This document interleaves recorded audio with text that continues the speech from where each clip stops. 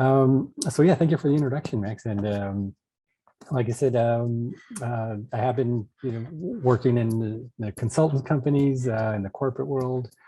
I have a deck ready, so I'll go into a little bit more of that.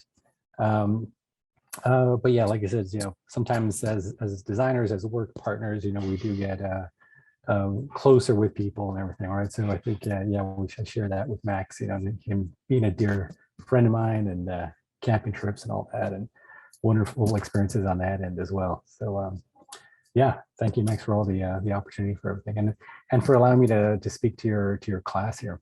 It's very exciting. It's always good to get the ear of young designers and see how maybe we can inspire you in different ways, right? So let me start sharing my screen so I can share a little bit of what I've done, what I do, and how I get inspired with certain things here. So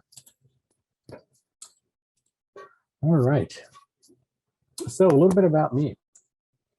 Art Center, College of Design graduate, Bachelor of Science in Industrial Design, as Max said.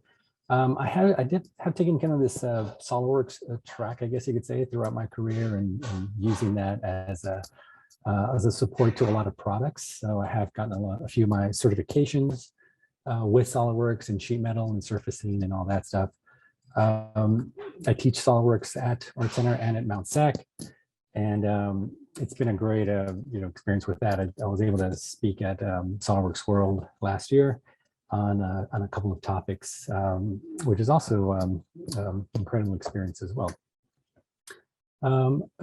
Mostly consultant companies, and some corporate, some freelance. So kind of a little bit of everything there.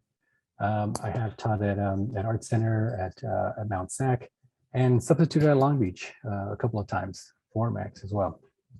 So so I do have it in my heart as well, with several friends, lifelong friends as well there, with Kelvin and all those people.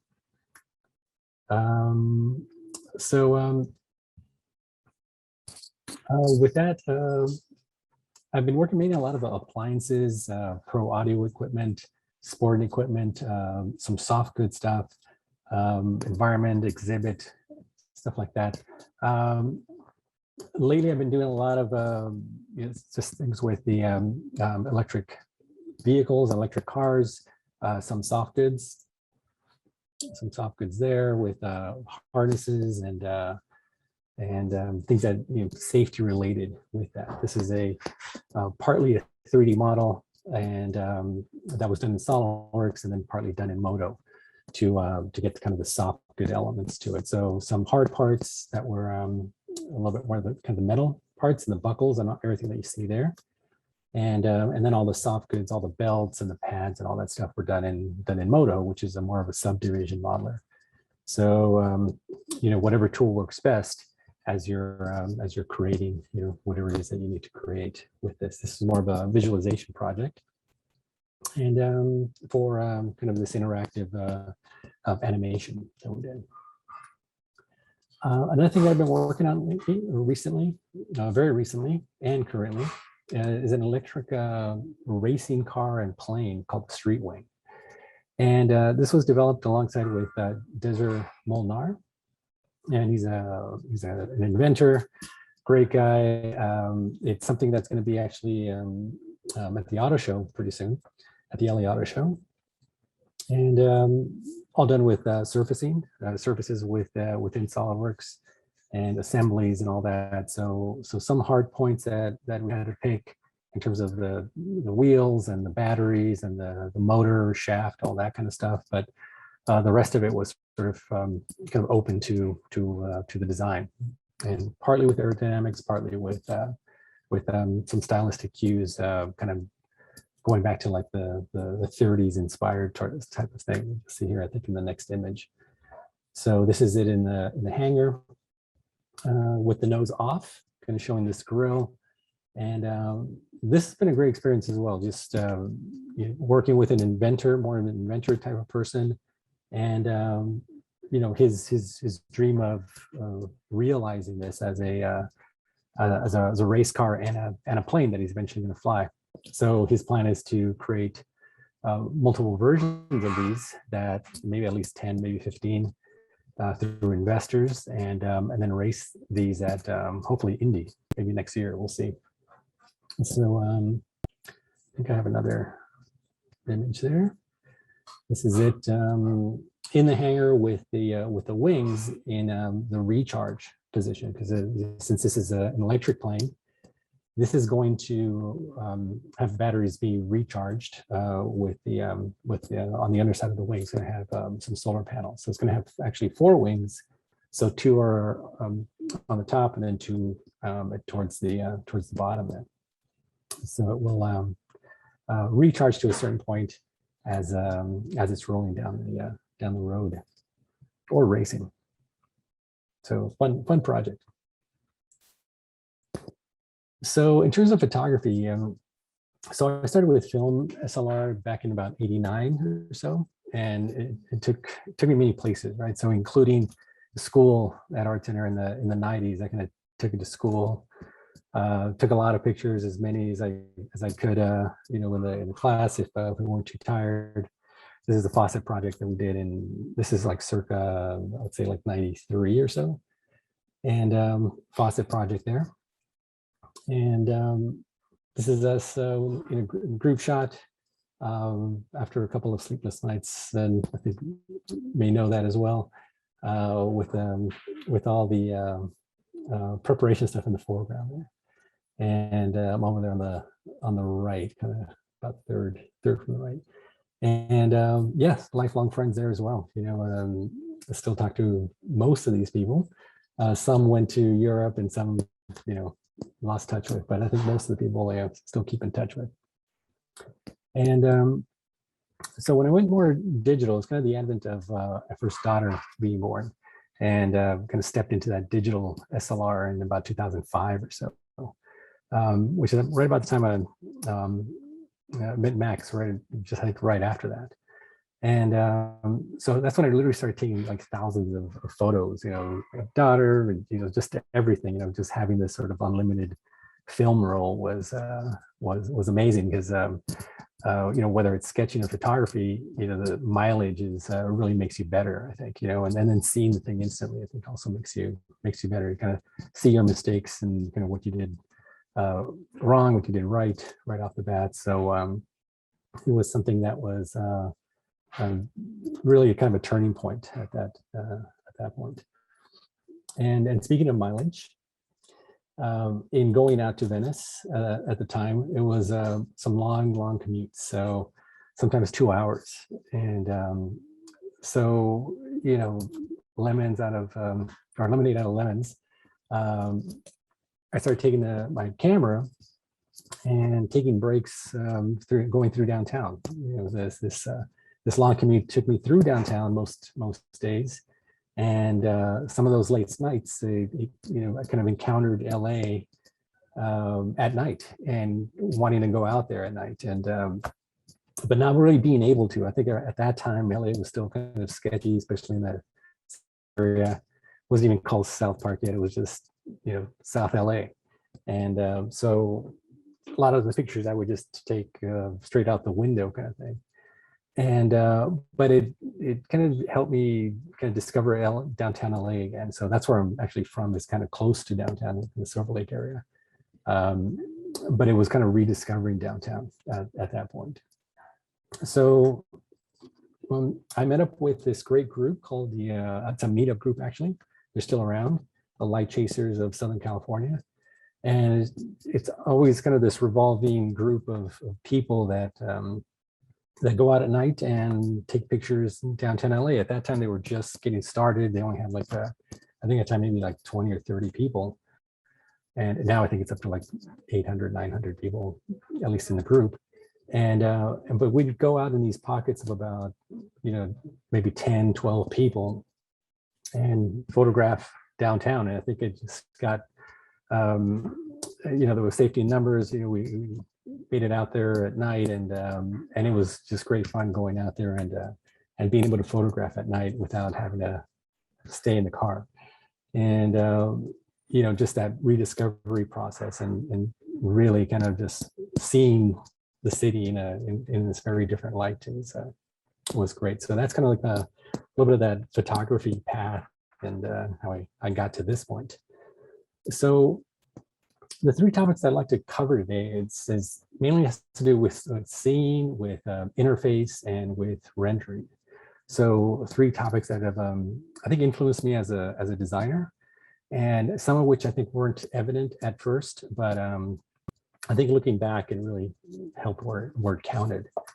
And so with this first topic, in seeing things, like how you can look at something, and so how can one look at something really and have it spark an emotion, and others look at the same thing and they gather something completely different.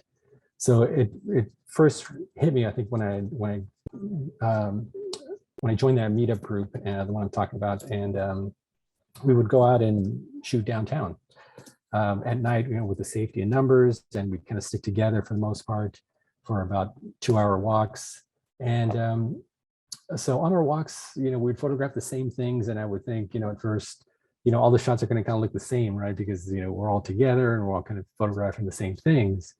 But as people started uploading their photos, it kind of hit me that, just how differently, and as creatives, how we can see the same thing differently. So some would shoot with like a lot of light. Some people would include a lot of people, like always have people in the shot. Some wouldn't.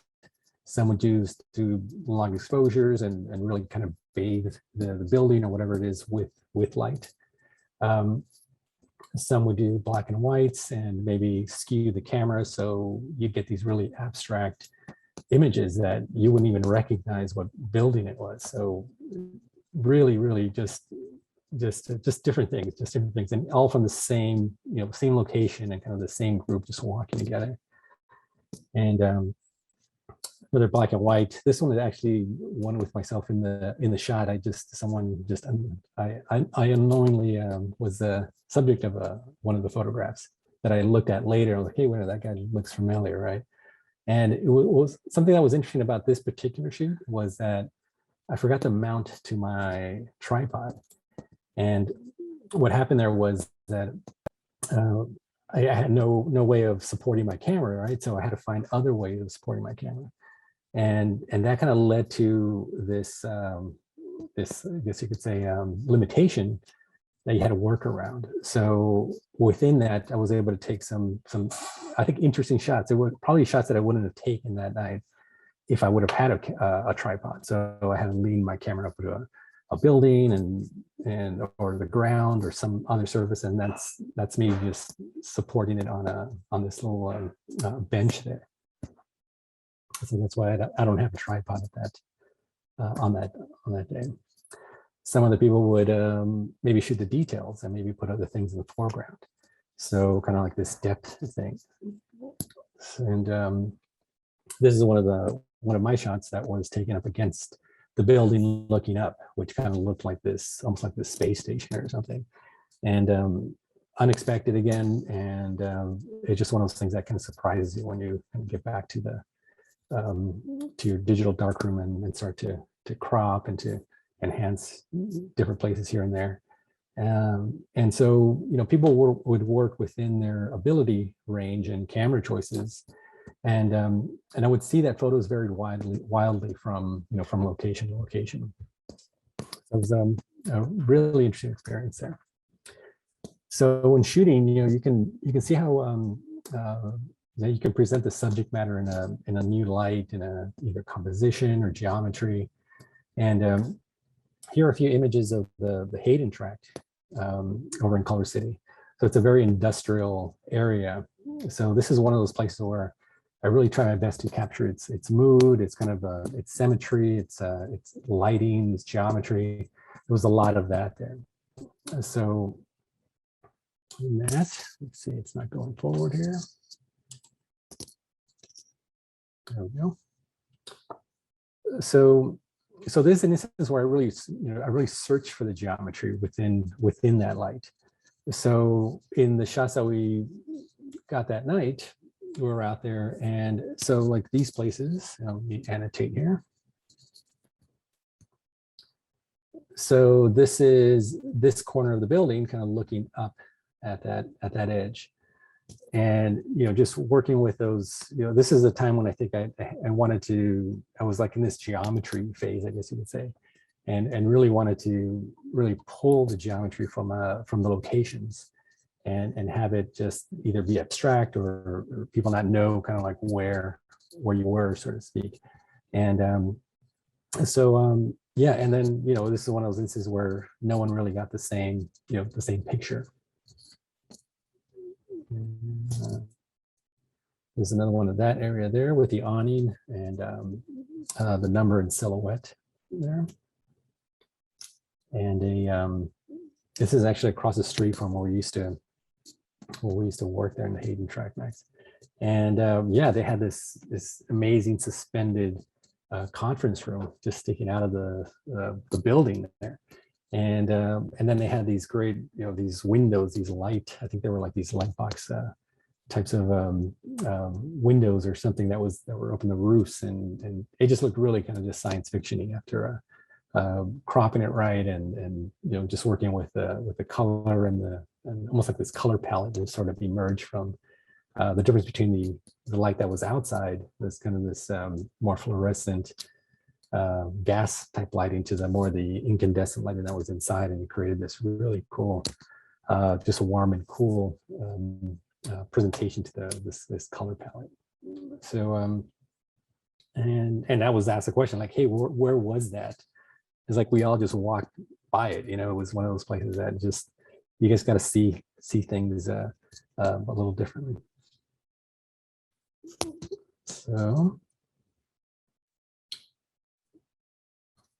So in this case here, so I think, maybe challenge yourself in that, go with a few friends or a photo meetup group and maybe take pictures of the same thing, walk around it. Maybe you can use a low angle with a wide lens or stand further away with maybe with a telephoto. And you can try daybreak, you can try sunset. And my favorite, like you see here, is nightscapes with some long exposures. Just getting an intersection with the tripod and shooting some long exposure. So I think applied to design, maybe you can appreciate, I think, with maybe with empathy and a deeper feeling of how someone may interpret your designs, and it would help you to see through other people's eyes. And so I think that may be a way to kind of apply it to design. I think when we're younger, we kind of tend to design for ourselves in a way. We all want to, that cool shoe or backpack or something that you picture yourself wearing. But I think if you become a little bit more of an empathetic designer, I think it'll allow you to become a more well-rounded designer. So sometimes designing outside of your age or your demographic is hard unless you kind of just step into their shoes, so to speak. So, try that. So in seeing things from a different angle or from another person's perspective. Here's a project actually I worked with alongside with Max on the one on the left. So I think this empathetic approach was helpful in the development of these two spas over at Jacuzzi and Sundance, which is actually the same company with these various brands under the same roof, and they were created at the same time. So two different brands with separate brand approaches and developed by almost the same teams. The jacuzzi on the left was rounded. It was very curvaceous. You had curvaceous lines and very horizontal lighting. That was the kind of the whole thing about that one is having a more horizontal look to it, and especially in its lighting, but also being very curvaceous.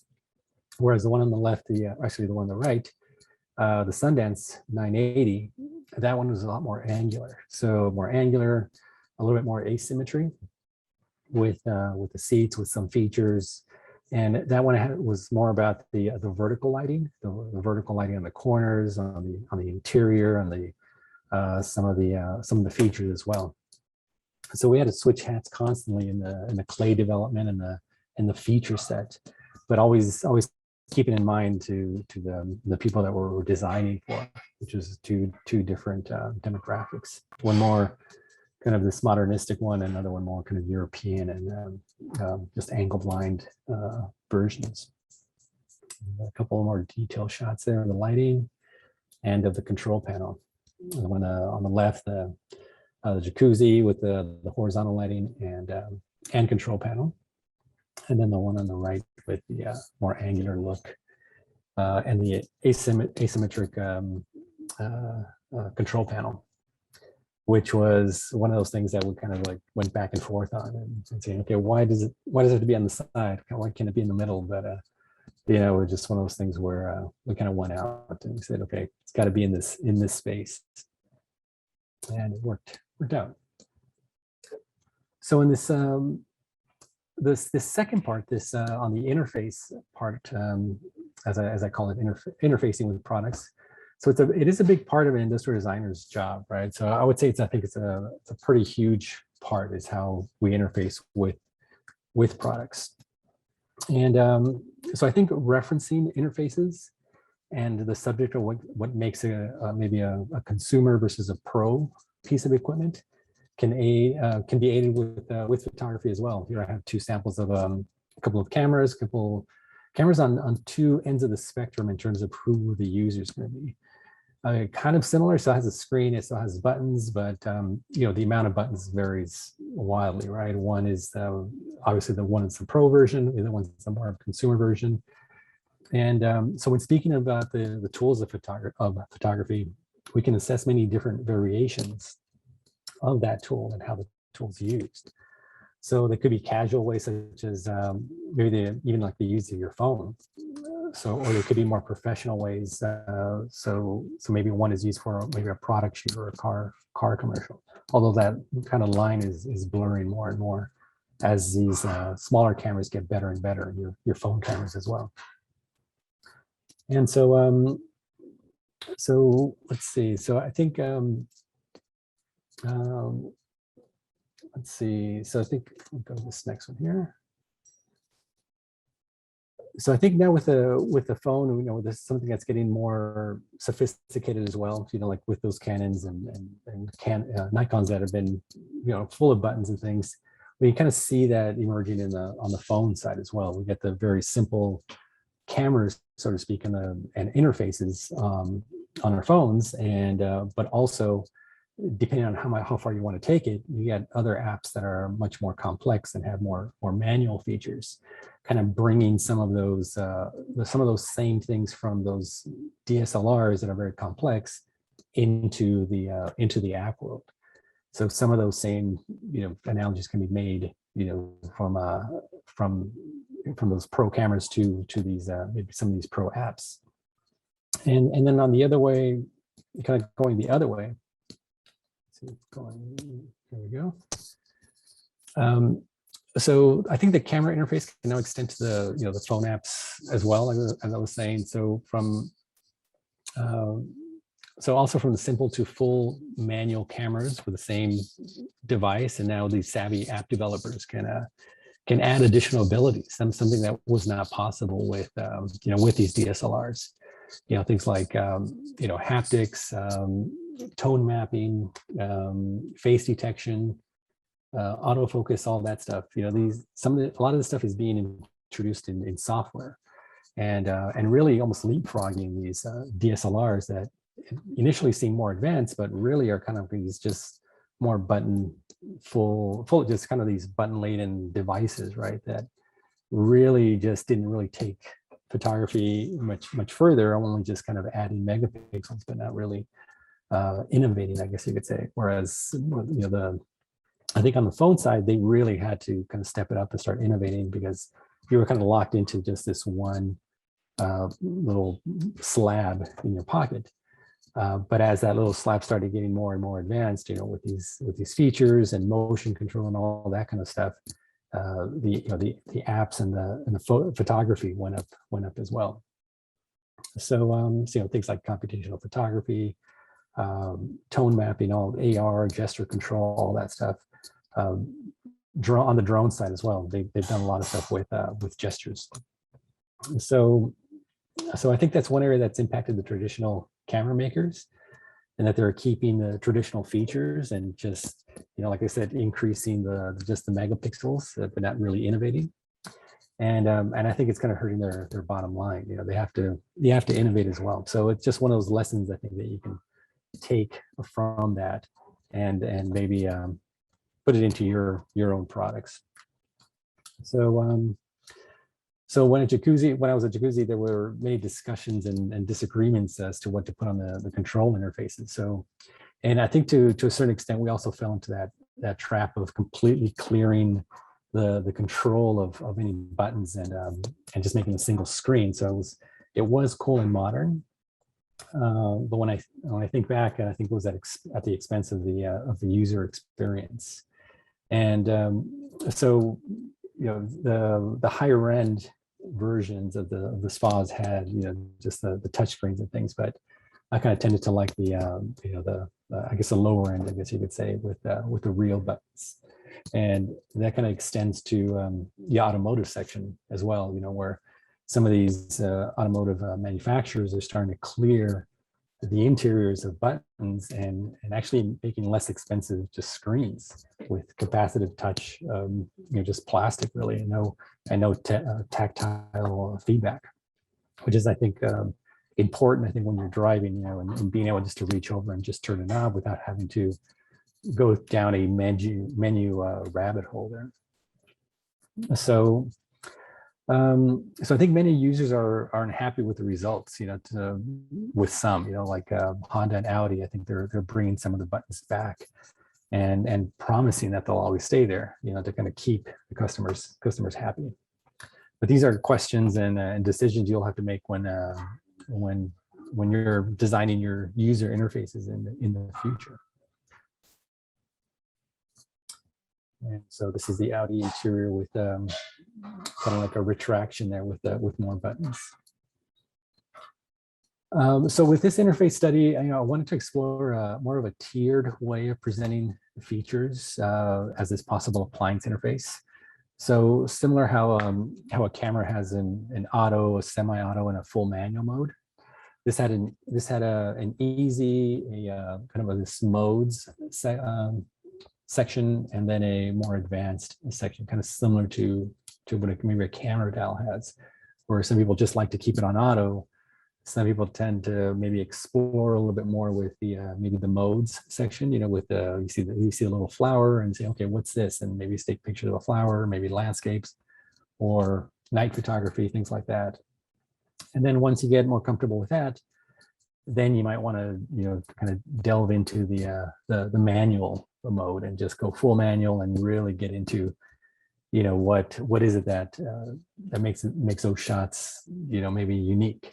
And that could be taken to the product level, like in this case with appliances, and saying, okay, you know, once you're familiar with just the basic controls, maybe you want to step it up to the modes part of it, and then more advancedly into you know, maybe a touch interface with menus and maybe additional controls and other things that could arise after maybe some experimentation.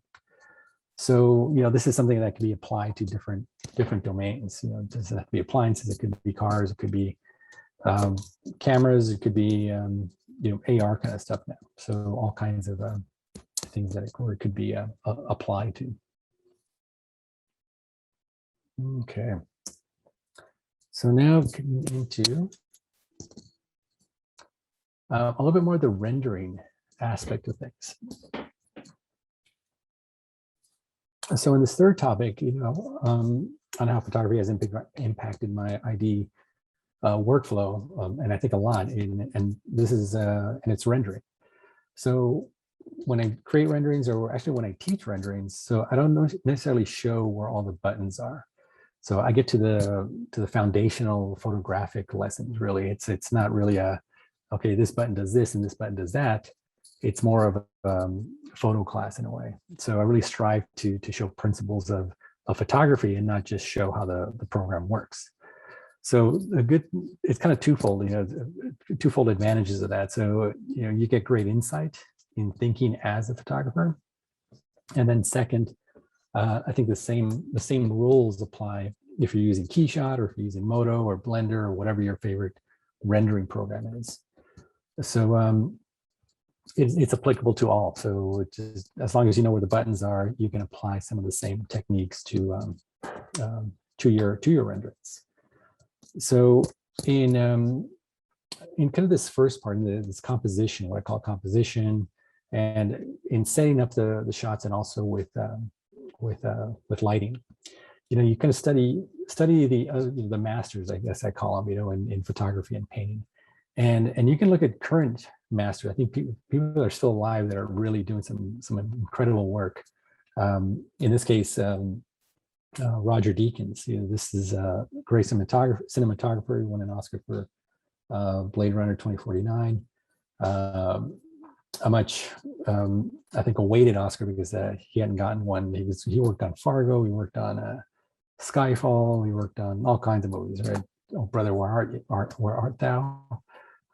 If you look him up, you'll see some great stuff with him. So research people like that. Tim Wallace, another person I follow, car photographer, product photographer. One thing about Tim Wallace is that he likes to show his lighting setups, which is really good insight into how how to light things and how you may be able to set up your own renderings. So he posts this on Instagram, various places. Just look up Tim Wallace as a photographer, and you'll see a lot of these kind of setup shots. And so he shoots small objects, large objects, details within a car. Great lighting approach, I think. Very subtle lighting approach. He likes to light the things that are reflecting on the objects, so not the object itself. So a lot of these lights aren't really pointing at the object at all. They're pointing at the background, and so the reflections are what causes kind of these soft surface tones, that really describe the surface. So you can take that approach to to your renderings and take some tips from these masters. So another thing, so also I have fun dissecting Pixar movies and how they do a wonderful job of highlighting its subject in a very complex scene. And so here are a few stills from Wall-E, one of my favorite Pixar movies, and to see how they managed to keep the focus on this solitary character in such a rich and complex environment, which is, I think, very tough to do. There's thousands of items behind him, yet he stands out, right? So there's various tricks to how to do that, with saturation, with rim lighting, contrast, see exactly where the most contrast is in the image, reducing the contrast on the background, everything that makes your product stand out. So even though you have a very complex background, or maybe you're inserting your product into maybe a photograph with a complex background, you can still Photoshop it so that you can introduce some of those tricks to help your product come to light a little bit better. So here I have a scene where you're trying to find them, and when you realize there's everything is kind of pointing at the character. If I make some lines here with the angles of the buildings and with these large huge structures behind them, they're all sort of pointing at the subject and the character. So it's those kind of tricks, and you can do it with objects. You can do it with shadows. I like to do it with shadows a lot, in bringing these all these elements, and you sort of subtly point to your object or your product. And there he is there. I'm kind of pointing at. So try storyboarding it out. Just quick sketches help a lot. When you're working out a rendering, some people just like to put in a key shot and just hit the render button. But really think it out and see how, what would be the best way to create a really strong rendering. And so sketching a little scene, I think definitely helps a lot. And if it translates well in the small sketch, it'll definitely translate well in the rendering. So here's some diagrams that I set up for camera alignments and seeing how maybe the lighting will work out. So I usually oppose the camera to some of the rim lighting so that I can get this kind of strong line around the object. And with warm light being in the front and more of the cooler lighting receding towards the back. And that helps with depth as well. So here's more of a lighting, so a key light on this mouse. There's on the left is the top view, on the right is the like a front view or side view. So a couple of rim lights behind the object, and then the key light, which is a little bit warmer, more towards the front where the camera is. So this was like a run through with a student project. So they had a little pull toy to do. So, and this is something that we brought into PhotoView 360. And this is, if you're familiar with SolidWorks, this is just like the basic program that comes with SolidWorks, right? It's just super simple. It doesn't have all the bells and whistles of keyshot or motor or anything like that. But it has cameras, it has lenses, and it has lights, right, that you can color and you can put it in a way like gels over, which is good. And so it started out pretty bland, you know, but following the kind of the rules of what I just showed you and rim lighting and cool, warm and cool, like literally within like 5-6 minutes, we were able to come out with a much better rendering, something that really keys in on the subject. If you see where like the warmest light is, it's right on the subject in the kind of this arm and face area where you want the viewer to look. There's some objects kind of sprinkled around, an eraser and a few pencils, just to give it scale, but not to overwhelm the image, right? You don't want it to detract from the subject. And it's got a textured background with this kind of this cool light, maybe coming from a window or something, and maybe it's underneath so it kind of starts to tell a little bit of a story too, you know. So yeah, kind of going back from, you know, this almost like screenshot looking rendering to more of this, you know, a few of the rules applied. Yeah, definitely helps a lot. So going back to this one, this next part is more about the lens selection. So an often overlooked part of computer rendering is lens selection. So again, we have some Blade Runner scenes with a few notes of Roger Dean's lens selection with each one of these. And so in this case, you know, starting from the top, going clockwise, you see 35 millimeters. I don't know if the number's a little bit small there. So a couple of 35 millimeter lenses, 28, which is a little bit wider, stays with the 28 on the lower right. Center bottom is again 28, and then an 85 millimeter, which is a little bit more of a telephoto one. So a lot of prime lenses within this, but sometimes they help in to evoke maybe a mood or a subject separation, and just from the background, and maybe evoke some kind of emotion for you. So really think about the lens selection, and don't just go with you know, probably like the 50 or 35 millimeter. That's the default. You know, try the wide angle or try the telephoto and just see how that changes your point of view, so to speak, on that. So many times this can help establish the scale of the object as well. So this is something on the bottom, on the lower right, is a product that we inserted into this photograph, and we had to match the lighting and the perspective and everything. And but this is a wide angle lens within this kind of tight room here, and everything's in focus. So the object is not necessarily the center of focus for this shot. It's more about kind of almost like a lifestyle and telling a story. So your eye may go around the room before you discover the product. You know, there's a lamp or this vase sitting on top of it, and you know, we kind of worked with Photoshop to get the lighting correct on this and everything, but we actually replaced a cabinet that was already there. So it was, well, at least we had the cabinet to to reference the perspective and all that good stuff, so that we could at least align it. I think the lighting, I think, was the tougher part in getting that right. So like some of the reflections of the vase to the top of this was photoshopped, and but again, it was just something that was lens selection being a little bit more of a wider angle. Whereas this one is a little bit more of a telephoto, a little bit more, with telephotos, you get in a little bit closer on things. The depth of field gets a little bit more blurred out towards the background.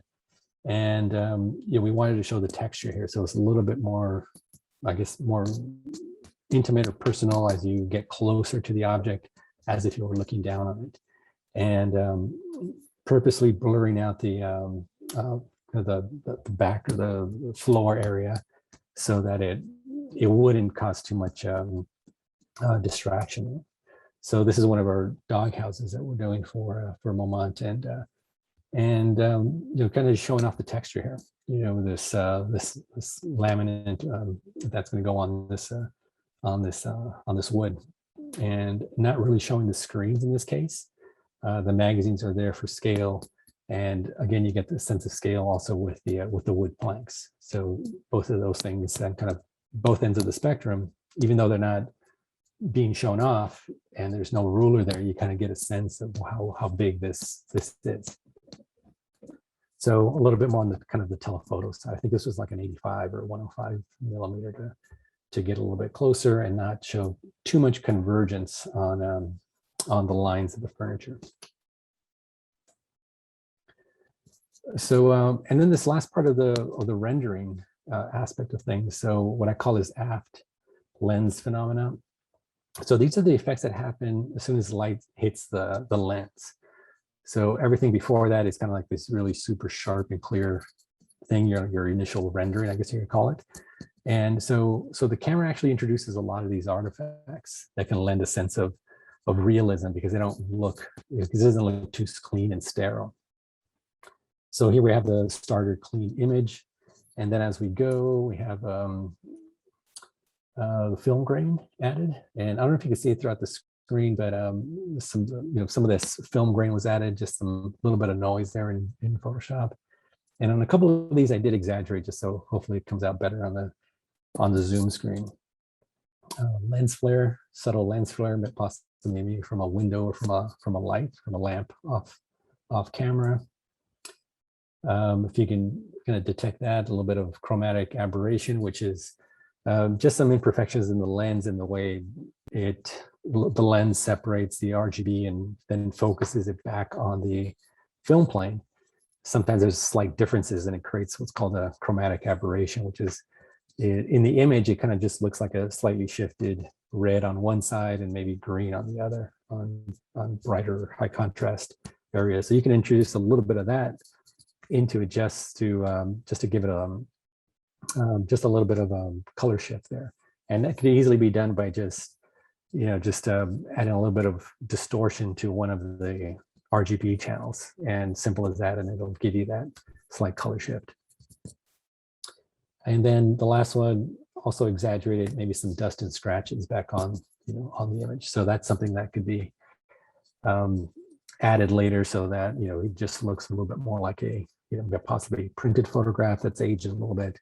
But all those little things is what kind of adds a sense of realism to your images on the rendering side.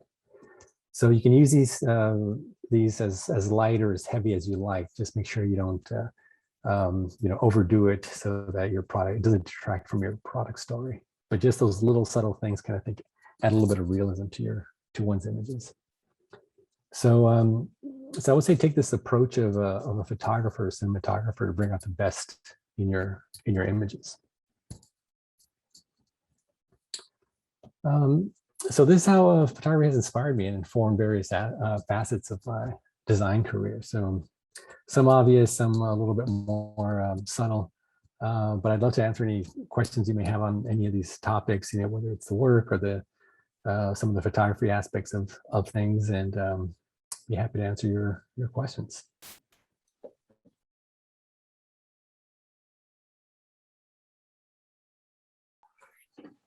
Okay, our first question is, why did you study industrial design and how did you know that's what you wanted to do?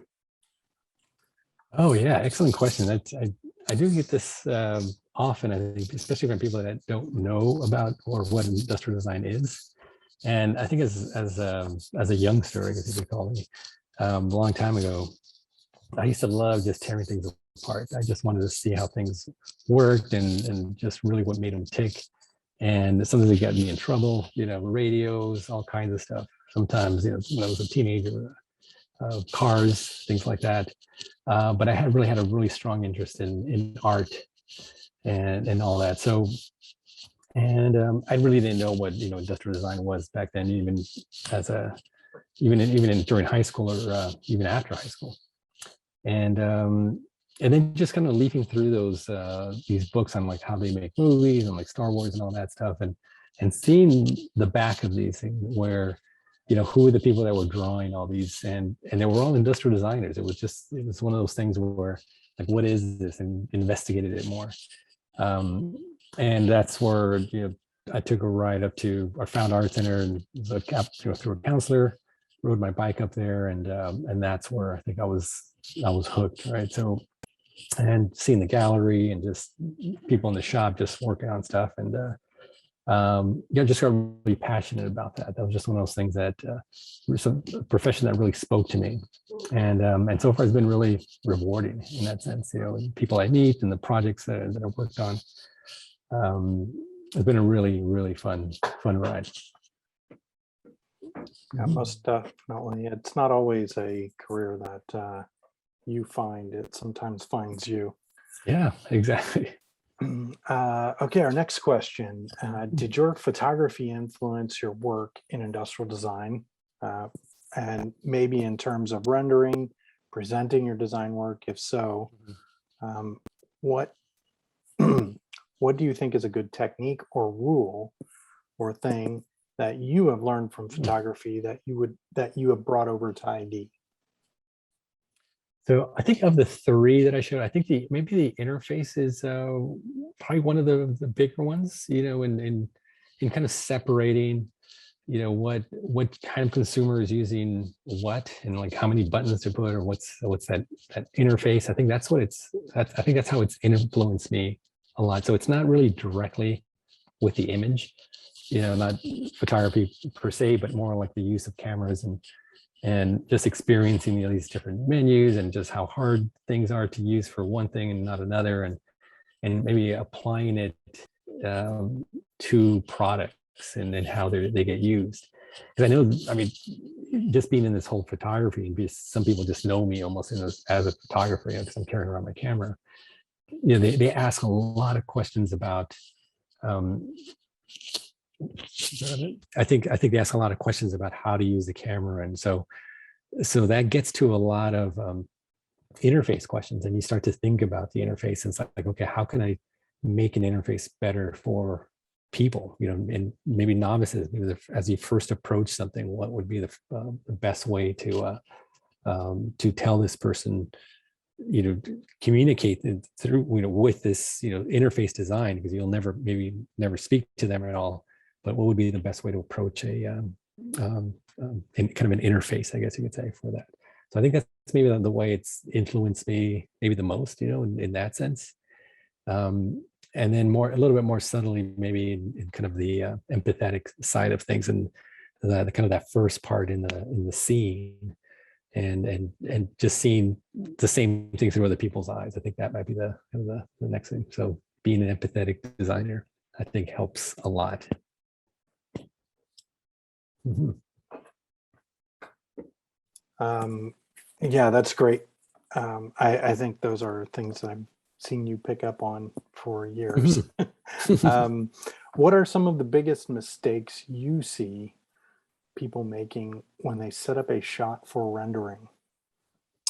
I think the biggest mistake is, especially in Keyshot, it's just using that initial default, sphere, that lighting sphere, the HDR image that is the default, and they never change that. They may add a couple lights or something, but they just either, they just don't know to change it, or just don't want to change it just because it just looks good enough kind of thing. So I think really just look at some images, actually look at some photographers, you know, it could be car photographers, product photographers, maybe in fashion photographers, and see how they light things and see how they do their setups. I mean, look at Tim Wallace and his lighting setups, and just see if they add direct lighting, or do they light the environment around them so that gets reflected back.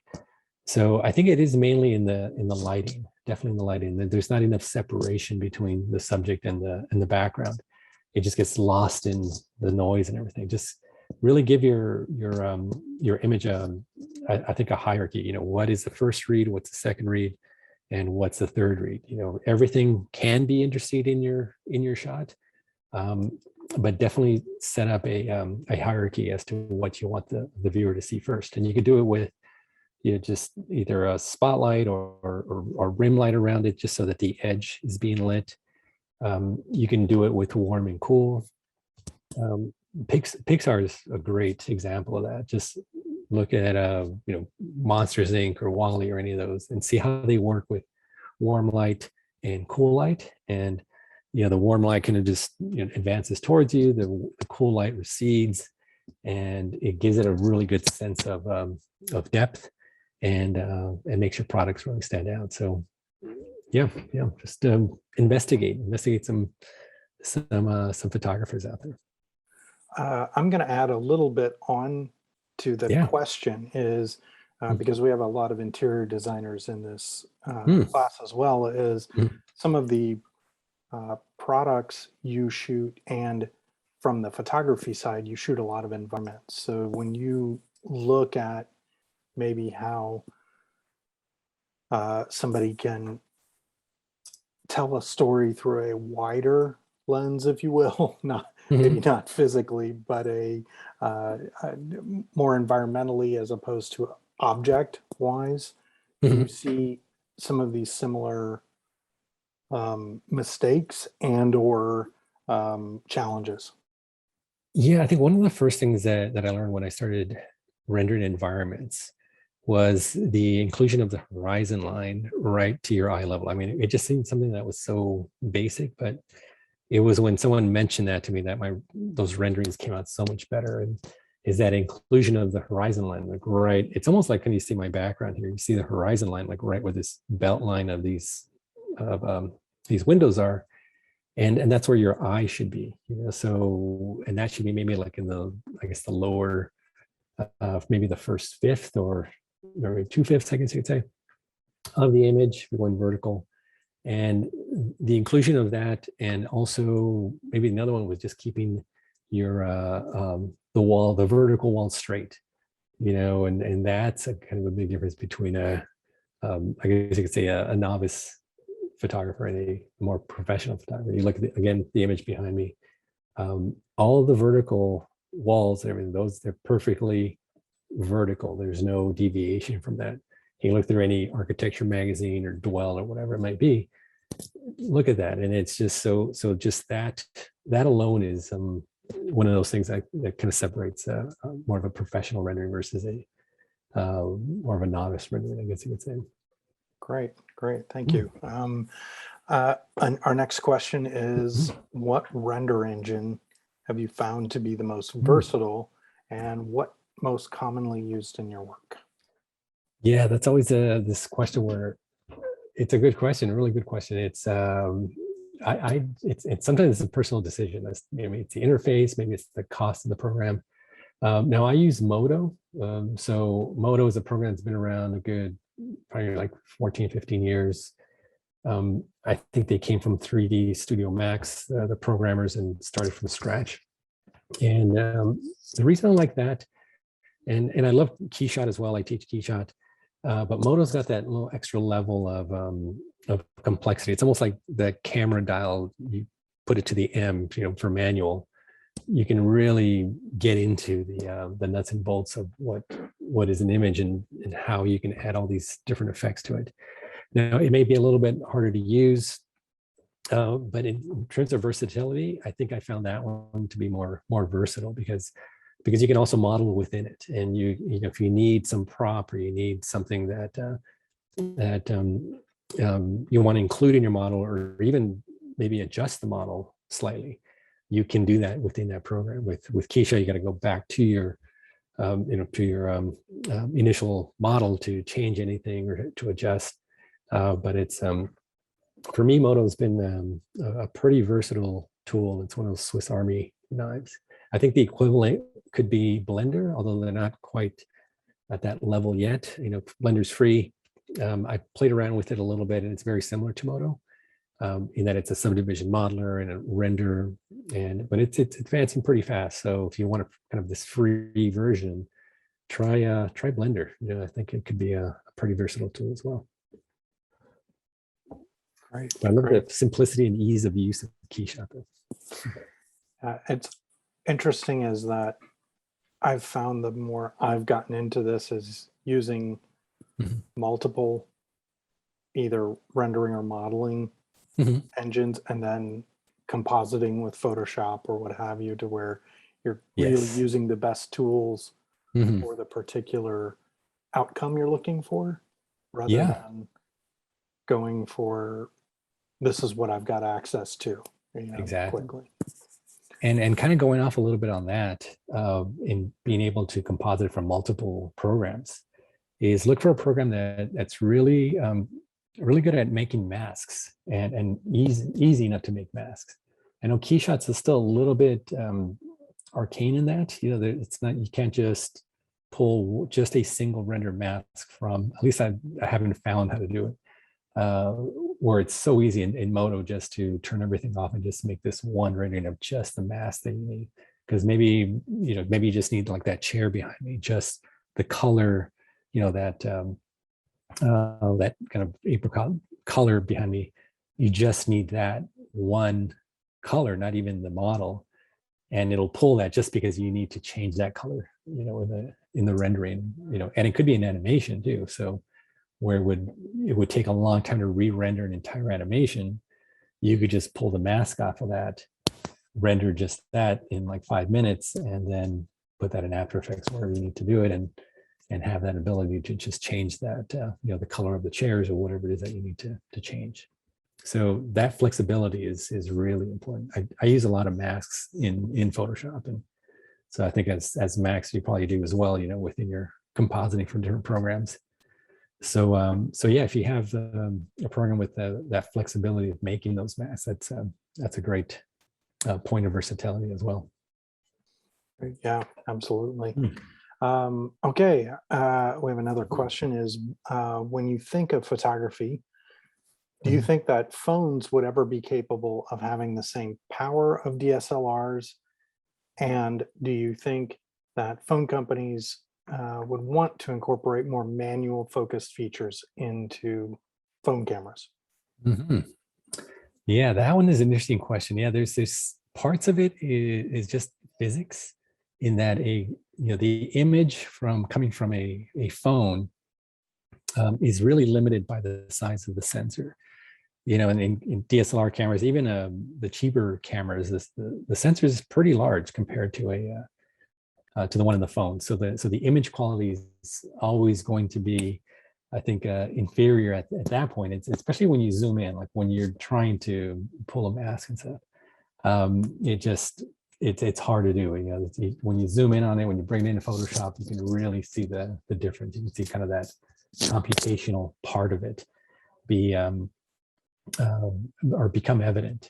Whereas when you get a full size or an image from a full size sensor, you could really see how smooth it is. Just there's this extra layer, I think. Now, as far as approaching, you know, it is something that's they're definitely making some big strides in terms of approaching. You know, when all conditions are right, when it's a perfectly sunny day, I think you're pretty hard pressed to see the differences between the two. I think it's at the limitations on either end, whether it's really bright or really dark, especially on the dark side. You know, I mean, just when, you know, shooting the Airstream at night, you know, the phone, you know, photos versus the DSLR, ones are big. There's a big difference. One's very grainy, coming from the phone. Whereas the DSLR ones were just super sharp and just like you could just almost step into them.